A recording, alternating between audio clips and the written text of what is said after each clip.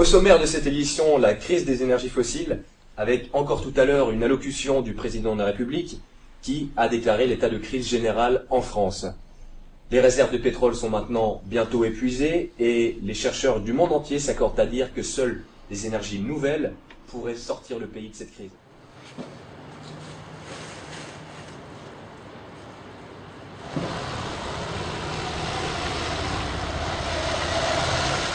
Chercher il y a 4 heures au plan de taxi. Monsieur. Ok, c'est bien, l'arrêt de plan de taxi. Monsieur, on est où là? Salut. Pardon, excusez-moi mademoiselle. Hé Mathieu, salut vieille branche. On est où là? Bah, on est en 3050. Ici, tout fonctionne avec des plantes. La plante watch, la plante car, le plan de faune, tout. Mais alors, comment ça marche? C'est le nouveau sujet de... À fond les mallettes.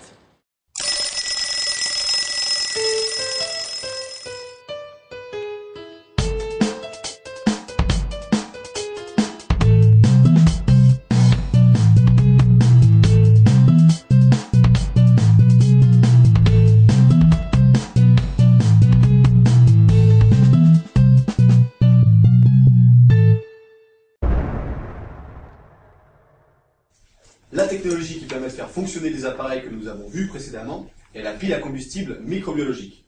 Alors pour réaliser une pile microbiologique, c'est très simple. On commence par faire une réaction de sublimation isotherme avec une fluctuation magnétique. Bon, tout à fait. Après, des bactéries photolithotrophes viennent se déposer en surface. On n'a pas besoin de revenir sur la synthèse du polytétrafluorométhylène, c'est... Bon, disons que ça c'est trivial, hein. Ok, c'est D'accord, c'est bon. On va faire plus simple. La technologie dont nous avons parlé précédemment est donc la pile à combustible microbiologique. Tout d'abord, expliquons le principe de fonctionnement d'une pile classique.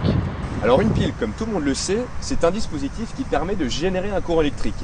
Et un courant électrique, c'est le passage très rapide de toutes petites particules qu'on appelle les électrons et qui seront symbolisés par une balle jaune. L'or, quant à elle, même si elle n'est pas une lumière, va symboliser la lampe. Dans un premier temps, la pile est éteinte, il n'y a donc pas passage d'électrons dans celle-ci. Quand le courant s'établit, les électrons passent très vite dans la lampe.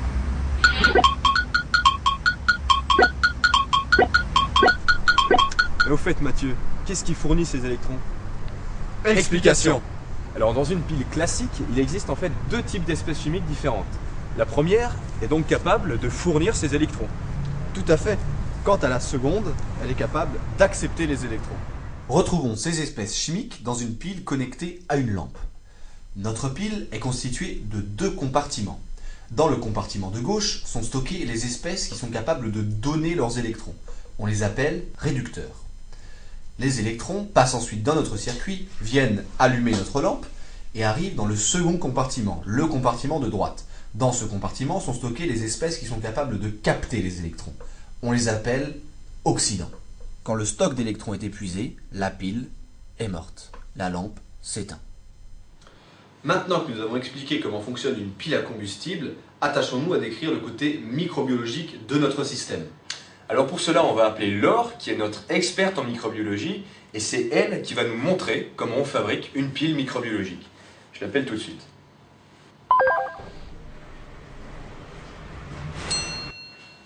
À toi de jouer. Première étape, la chasse aux bactéries. Dans un premier temps, je suis allée prélever des bactéries dans leur milieu naturel. Ici, du terreau.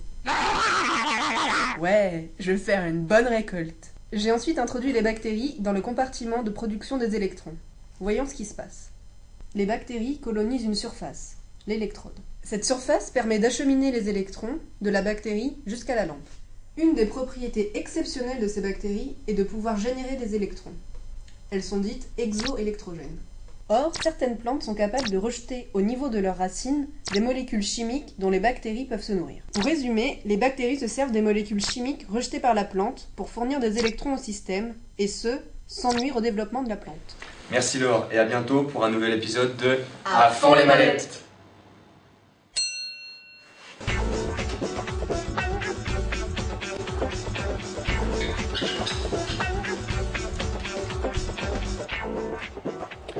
Voici la pile telle qu'elle existe en laboratoire avec la plante qui vient nourrir les bactéries.